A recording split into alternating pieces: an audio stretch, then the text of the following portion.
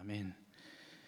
말씀드린 오늘 성령 강림 주일입니다. 구약의 절기 이름으로 치자면 오순절 혹은 맥추절, 칠칠절 이렇게 되어 있습니다. 6월절 이후로 오순 50일이 되는 날이다. 혹은 77, 7 곱하기 7이라는 뜻입니다. 77절이다. 그렇게 합니다. 혹은 맥추절 이렇게 하는데 이 맥자가 보리 맥자죠. 그래서 보리를 수확하는 그때다 뭐 이런 뜻인데, 사실 정확하게 말하자면 밀을 추수하고 나서 드렸던 추수의 그런 계절이기도 합니다. 하지만 이 오순절의 가장 큰 의미는 오히려 다른 데 있습니다. 추수의 기쁨도 있겠지만 아주 오랫동안 구약에서는 이 오순절이 하나님의 말씀을 받은 날로 간주되었어요. 하나님의 말씀을 받는 것에 대한 열망을 새롭게 하는 날로 그렇게 지켜져 왔었습니다.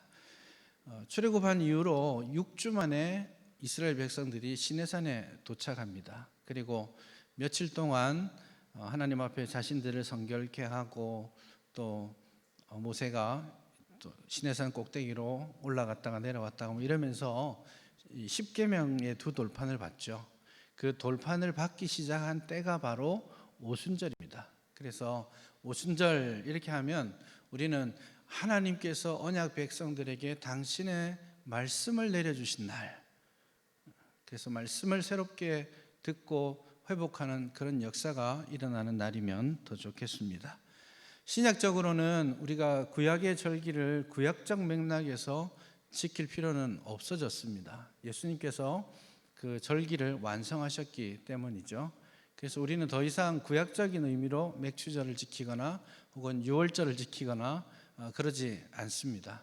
대신에 바로 이 오순절 날이 이르렀을 때에 주님의 성령께서 우리에게 임하셨기 때문에, 그래서 이 시대에 종말을 열고 이 시대에 교회를 여셨던 그날이기 때문에 성령의 오심을 기억하기 위해 신약의 교회력은 이 성령 강림 주일이라고 이 날을 지키고 있습니다. 그래서 이 오늘 성령 강림 주일인데요, 두 개의 큰 주제를 잘 붙들었으면 좋겠습니다. 이 날은 하나님께서 우리에게 처음 율법의 10계명의 말씀을 주신 날, 말씀을 내려주신 날이고, 또 하나는 성령을 우리에게 허락하신 날입니다. 이 두 개가 많이 다르냐? 그렇지 않습니다. 이 말씀을 내려주시고 말씀을 깨닫게 하시는 이가 바로 진리의 영이신 성령님이기 때문에 성령의 임하심은 말씀의 임하심과 동일한 것과 같습니다. 그래서 이 귀한 이 성령 강림주일, 어떤 의미에서는 한국 교회에서 많이 이렇게 강조되지 않는 그런 날이긴 하지만요, 이 날을 통해서 성령을 간구하고 성령과 동행하는 삶의 중요성들을 다시 한번 묵상했으면 좋겠습니다. 여러분 인생에 참 많은 어려움들이 있고 또 극복해야 될 과제들이 있는데, 하나님께서 내 삶을 극적으로 바꿔주시기를 소원하고 기대할 때가 참 많이 있습니다. 세상적으로 물질적으로 생각하면 하나님 나한테 로또 한번 맞춰주시면 내 인생이 좀 바뀔 텐데 하는 기대가 있나요? 들어오는 입구에 로또 뭐 파는 데 있더라고요. 잘 걸리나 봐요. 거기가 로또 성지라고 하나요? 그런 걸. 로또가 될 확률이 800만 분의 1입니다.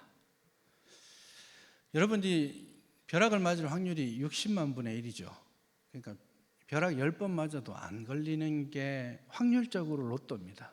그래서 그걸로 인생 역전을 꿈꾼다는 건 대단히 어리석은 일이죠. 게다가 로또에 당첨된 사람들은 정말 인생이 바뀌었을까요? 그걸 오랫동안 추적해 본 사람들이 있는데요, 통계를 보니까 로또에 당첨된 사람의 행복 지수가 당첨되기 전보다 훨씬 안 좋았습니다. 그래서 세상적으로 이런 뭐 벼락 같은 로또가 떨어지거나 어떤 극적인 어떤 혜택을 우리가 누리게 되면 내 인생이 바뀔 수 있을까? 이런 질문을 우리가 할 수 있는데, 사실 가장 안전하게 우리의 인생을 극적으로 바꾸고 가는 참 지혜는 성경에서 일관되게 우리에게 말씀해 주고 있습니다. 기도입니다. 기도입니다. 야곱은 평생 자신이 스스로 하나님의 복을 쟁취하는 삶을 살고자 노력했습니다. 힘이 지나도록 그 누구보다도 열심히 인생을 살았습니다. 그래서 바로 왕이 이 야곱에게 당신의 연세가 얼마입니까? 이렇게 물었을 때에 바로 앞에서 요셉이 제 인생의 길이 130년, 지금 봐도 길긴 하죠. 제가 130년을 살았는데 그 길이로 치면 제 아버지나 제 할아버지에 비해서 아직 못 미치지만 험악한 세월을 살았습니다. 그렇게 고백합니다. 그래서 인생이 참 고달팠는데요, 그가 움켜쥐고자 했던 축복, 가지고자 했던 영광, 이 모든 것들이 스스로의 노력으로 얻어지는 게 아니었어요. 모든 것을 상실하고 자기 목숨마저 담보할 수 없는 그 순간이 되어서야 야곱은 기도라는 걸 시작합니다. 그 야복강의 깜깜한 밤에 물가에 털썩 주저앉아서 하나님의 이름을 부릅니다. 아무런 소망도 더 이상 남아있지 않습니다. 하나님의 이름을 불렀을 때 하나님이 그를 만나주시죠. 그는 더 이상 세상을 향해서 축복을 구하는 삶이 아니라 하나님을 향해 축복을 구하는 삶이 되었던 것입니다. 히스기야가 범죄했을 때 하나님께서 그에게 사형 선고를 주셨습니다. 이제 너는 이제 죽었다. 그러니 너의 모든 일들을 신속히 정리하라. 그 말씀을 들었을 때에 히스기야는 즉각적으로 벽을 향하여 자신의 머리를 대고 하나님 앞에 간절히 회개하며 기도합니다. 새로운 삶을 하나님께서 그에게 허락하셨죠. 엘리야는 3년 6개월 동안이나 비가 오지 않는 그 현실 가운데 있을 때에 하늘을 바라보며 하나님 앞에 간절히 기도합니다.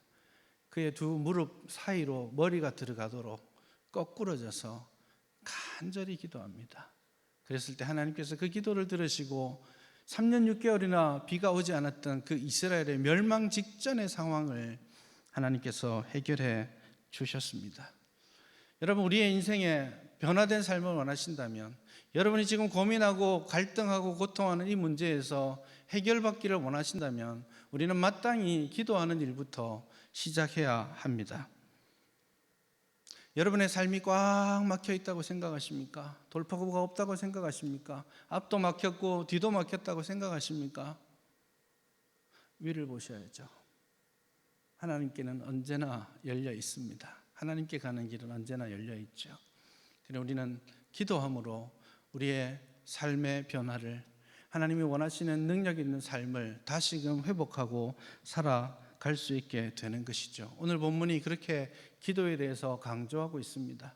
그 당시 모든 사람들이 하나님께 기도하는 유대인들이었어요.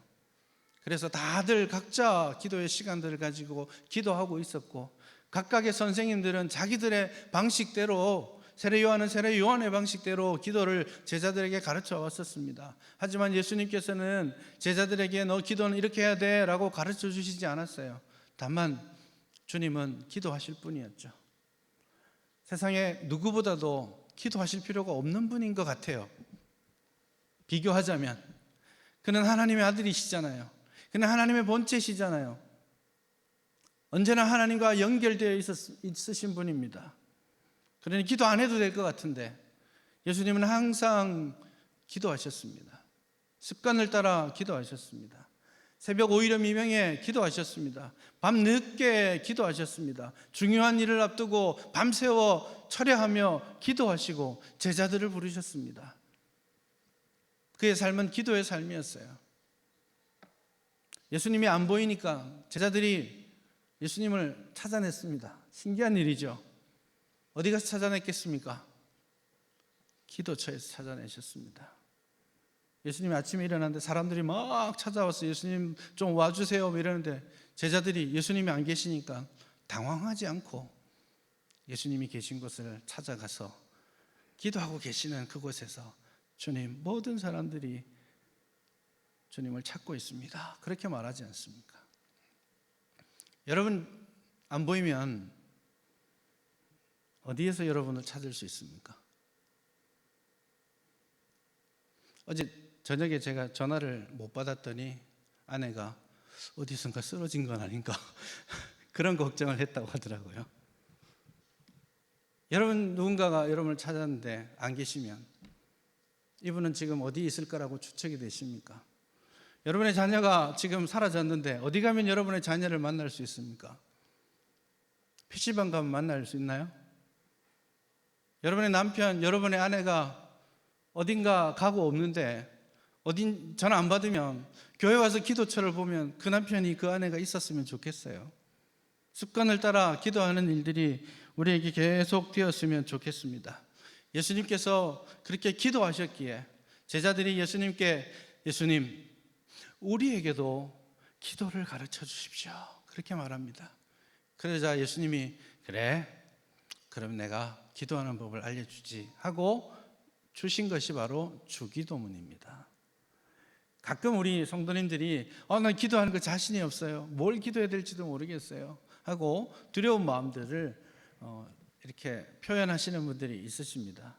여러분 참 좋은 출발이요 주기도문입니다.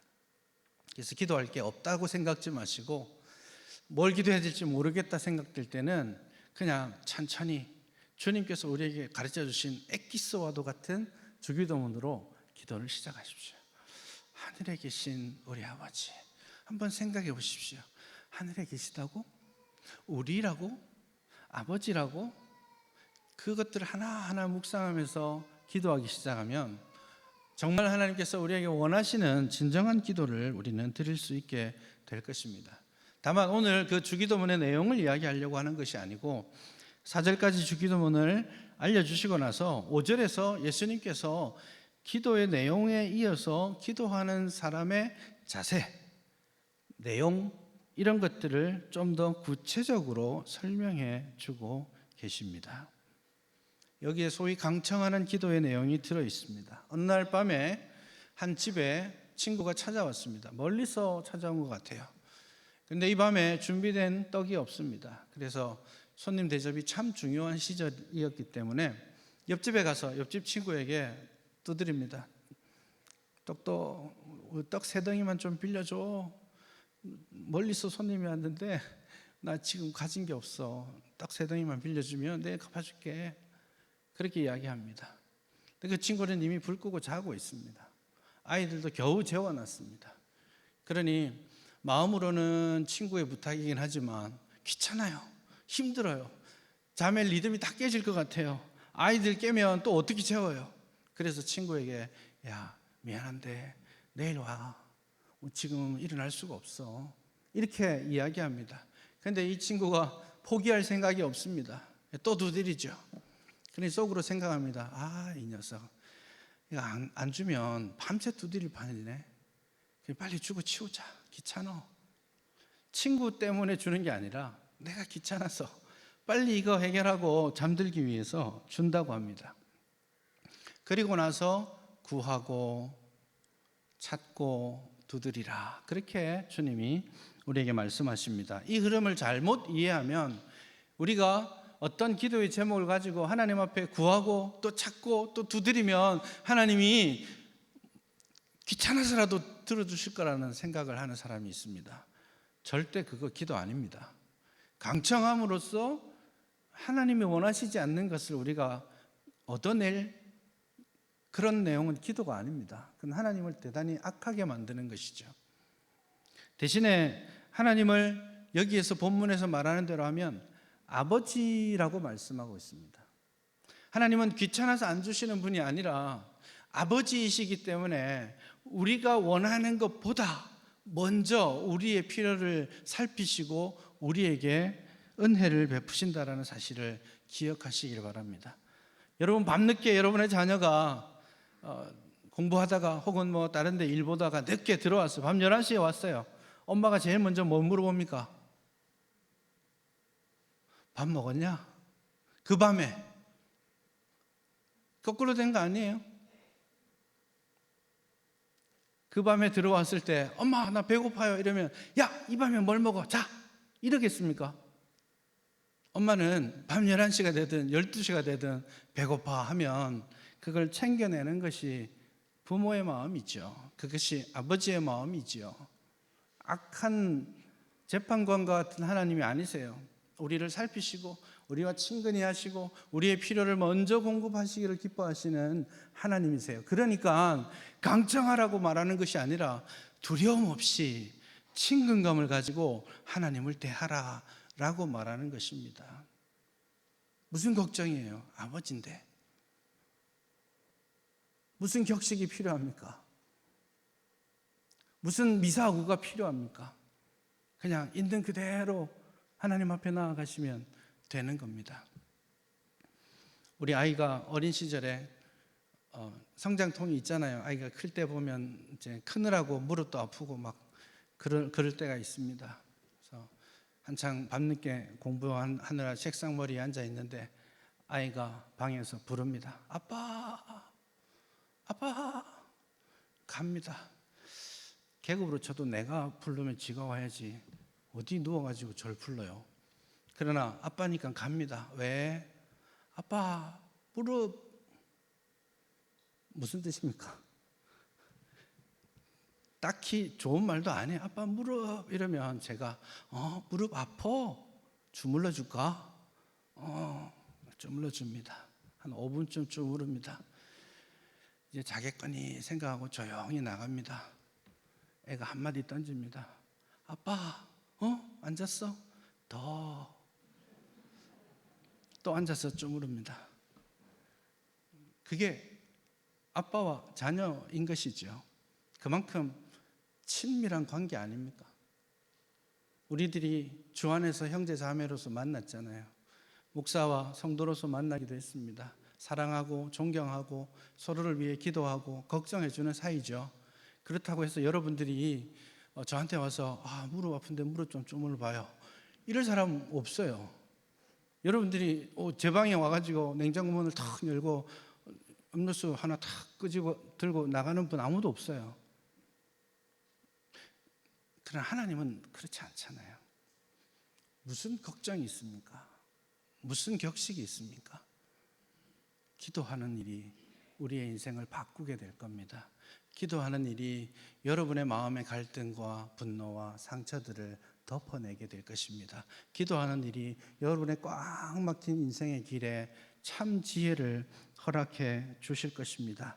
하늘 아버지께 기도하는 일을 회복할 수 있기를 바랍니다. 그렇게 기도할 때, 기도가 회복될 때 우리의 영성이 회복되고 교회가 회복됩니다. 교회가 상처를 입고 분쟁이 있고 이랬을 때 기도 많이 해야 됩니다. 맞습니까? 근데 참 신기하게도 기도가 안 됩니다. 싸움이 생기면 기도가 안 됩니다. 내가 영혼에서 영적으로 하나님 앞에서 물러나고 내가 그렇게 어려워지면 더 간절히 기도해야 될 텐데 기도하는 일이 힘들어집니다.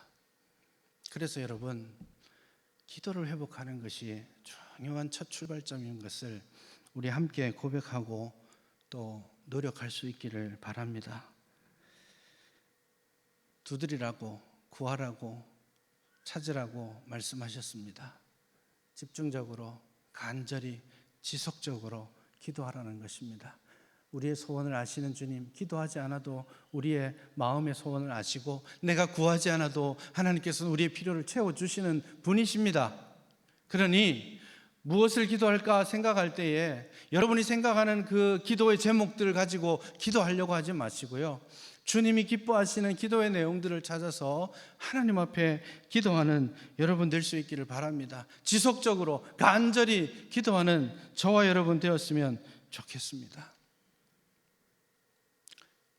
교회의 기도가 회복되어야 되고요, 우리 성도님들 여러분 삶의 자리에 기도가 회복되어야 할 줄 압니다.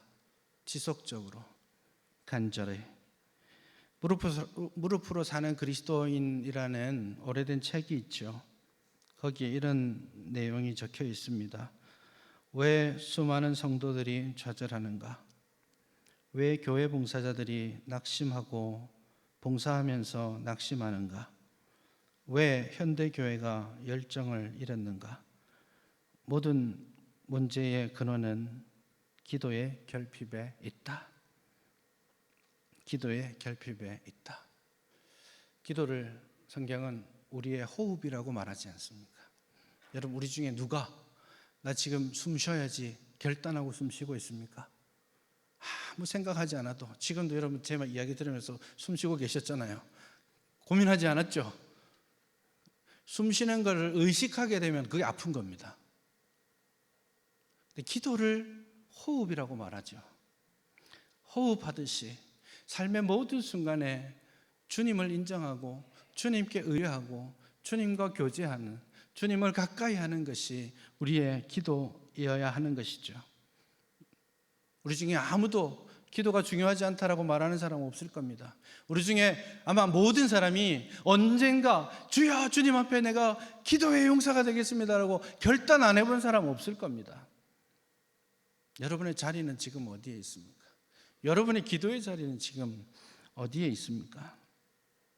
호흡과도 같이 매일매일 하나님을 의식하며 의지하며 기도하는 일에 열심을 내고 있습니까? 기도를 회복했으면 좋겠습니다. 교회가 기도를 회복했으면 좋겠습니다.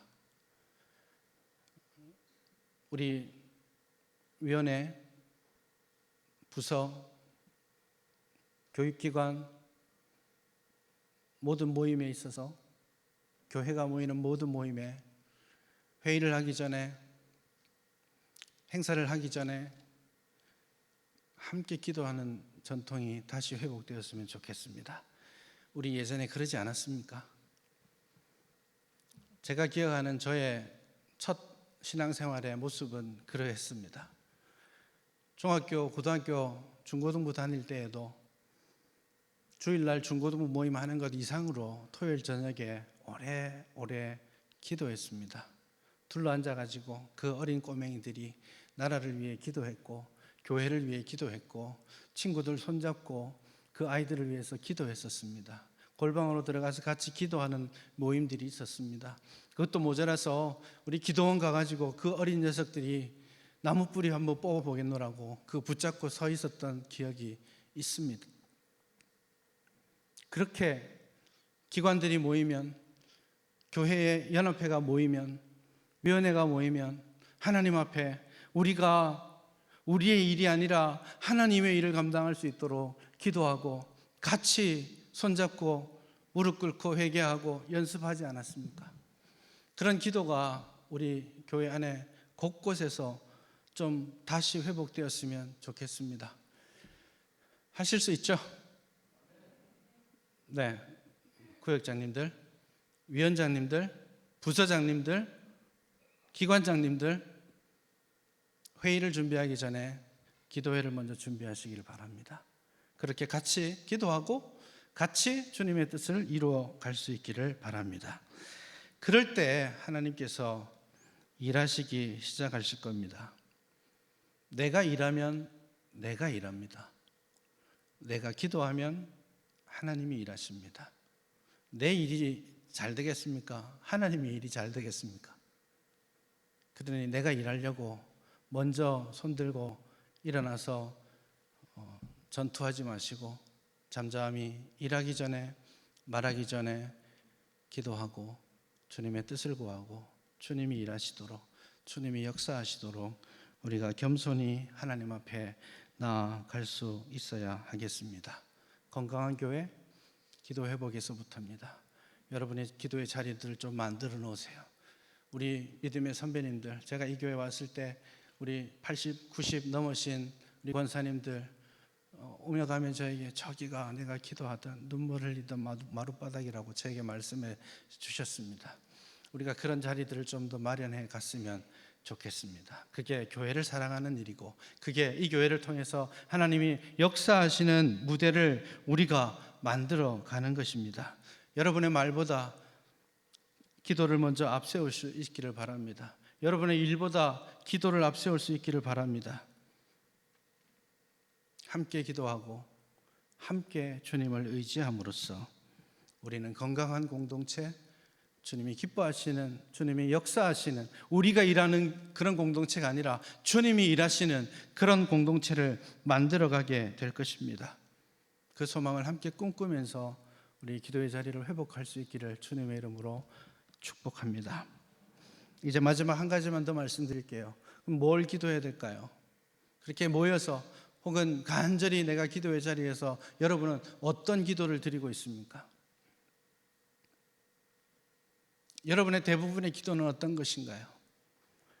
좀 오래된 책이긴 하지만 후안 카를로스 오르티즈 목사님, 남미 쪽의 목사님이신데요, 굉장히 제자입니까라는 책 굉장히 많이 팔렸었습니다. 그분이 그 후속작으로 썼던 책 제목이 우리 기도의 대부분은 하나님 나라의 잡동사니처럼 취급받습니다.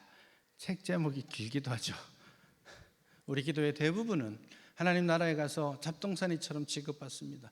기도하는 일은 무조건 옳습니다.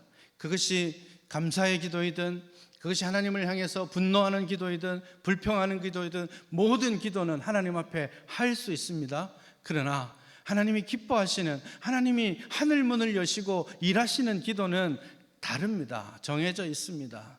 우리가 기도하는 것, 우리가 하나님께로부터 받기를 원하는 그 좋은 것들이 무엇인지 점검해 볼 수 있기를 바랍니다. 여러분이 무엇으로 기도하는지 한번 점검해 보세요. 하나님, 이 직장 생활 잘 감당하고 그래서 남 부럽지 않게 좀 안정적인 삶을 살게 해주세요라고 기도하고 있지는 않습니까? 하나님, 이 육신 건강하여서 하나님을 위해서 이 세상에서 큰일 감당하게 해달라고. 하나님, 우리 자녀들 공부 잘해서 좋은 대학 가고 좋은 직장 가고 괜찮은 가정 좀 꾸려서 그렇게 하나님께 영광이 되게 해달라고 그런 기도하고 계십니까? 그게 틀렸다라고 말하는 게 아니에요. 그게 다가 아니라는 거예요. 다시 말씀드립니다. 하나님은 우리 아버지세요. 그런 거 기도하지 않아도 필요하면 우리에게 주시는 분이세요. 그렇지 않습니까? 여러분의 자녀들이, 꼬맹이들이 여러 못 없어라고 이야기합니까? 엄마들이 다 알아서 사놔요.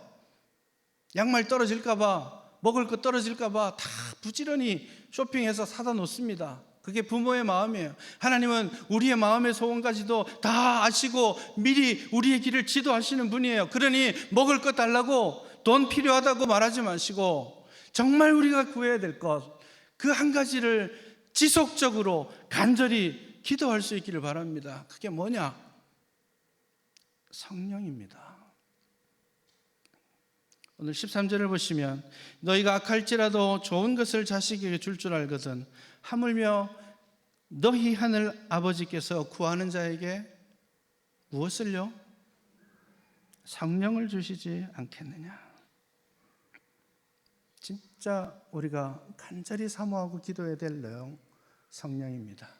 주의 성령이 나에게 임하여 주시고, 주의 성령이 나의 마음을 주장하여 주시고, 주의 성령이 우리 교회를 역사하여 주시고, 그 성령의 은혜와 그 성령의 역사하심으로, 그 성령의 깨우침으로 교회가 새롭게 되고 우리가 새롭게 되고 새로운 시작점에서 우리가 하나님의 일을 감당하게 해 주옵소서.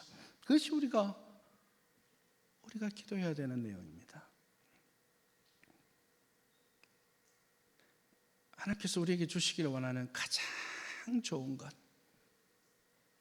성령님이에요. 물질도 아니고 건강도 아니고 명예도 아니고 성령님입니다. 성령님이 우리 마음을 역사하시면 우리의 마음에 평안을 얻게 됩니다. 성령님이 우리의 말을 주장하시게 되면 우리 안에 화평이 일어나게 됩니다. 성령님이 우리의 손과 발을 주장하시게 되면 우리의 일을 통해서 성령의 크신 권능이 나타나게 될 것입니다. 그래서 예수님이 요한복음 14장에 보면 예수님이 당신이 올라가시면 성령, 보혜사 성령께서 오시는데 그분이 오시면 더 좋다고, 예수님이 옆에 계시는 것보다 더 좋다고 말씀하세요. 왜냐? 성령님이 우리 마음에서 우리를 역사하시기 때문에. 그래서 옆에 계신 예수님이 하시는 것 구경하는 것보다 내가 어쩌면 예수님께서 하신 일보다 더 큰 역사도 행할 수 있게 되는 것입니다. 이 성령의 은혜를 구할 수 있기를 바랍니다. C.S. 루이스라는 유명한 작가가 있죠. 그분이 이런 이야기를 했습니다. 당신은 과거로 돌아가서 당신의 시작을 바꿀 수는 없습니다. 맞죠?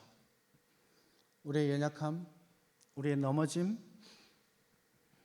그런 것들이 여기까지 왔어요. 그것을 바꿀 수는 없습니다. 그리고 그 다음에 이렇게 말합니다. 하지만 당신은 시작하고 그리고 바꿀 수 있습니다. 당신의 마지막은 바꿀 수 있습니다. 어디에서부터 출발했는지 잘 모르겠어요. 그러나 우리는 성령 하나님이 역사하시는 믿음의 공동체를 만들면 지금 여기에서부터 새로 시작하고 변화되고 우리의 내일, 우리의 마지막을 하나님이 기뻐하시는 자리에서 영광스럽게 맞이할 수 있을 줄 믿습니다. 갈급하십니까? 성령을 갈급해하고 있습니까? 목말라 하고 계십니까? 주님 곁으로 가기 위해 갈급한 마음으로, 사슴이 헐떡이는 그 마음으로 주님을 소원하고 계십니까? 이 마음이 회복되어야 하지 않겠습니까? 주의 성령이 역사하셔야 됩니다. 새 시대를 열고 싶다면, 새로 시작하고 싶다면, 그건 우리의 능으로 되는 것이 아닙니다. 우리의 힘으로 되는 것이 아닙니다. 오직 여호와의 신으로 된다라고 성경은 우리에게 말씀하고 있지 않습니까? 그러니 이 성령이 우리 안에 역사하도록 우리는 끊임없이 간절히 기도해야 할 것입니다. 성령이여 우리에게 임하소서. 한번 따라해 볼까요? 성령이여 우리에게 임하소서. 성령이여 나에게 임하소서. 이게 능력의 비밀입니다. 주님 동행하는 비밀입니다. 건강한 교회의 비밀입니다. 우리가 다시 사는 유일한 비밀입니다. 이거 붙잡고 이 성령 강림 주일에 성령의 충만을 다시 한번 사모하고 새롭게 시작하는 저와 여러분 될 수 있기를 주님의 이름으로 축복합니다.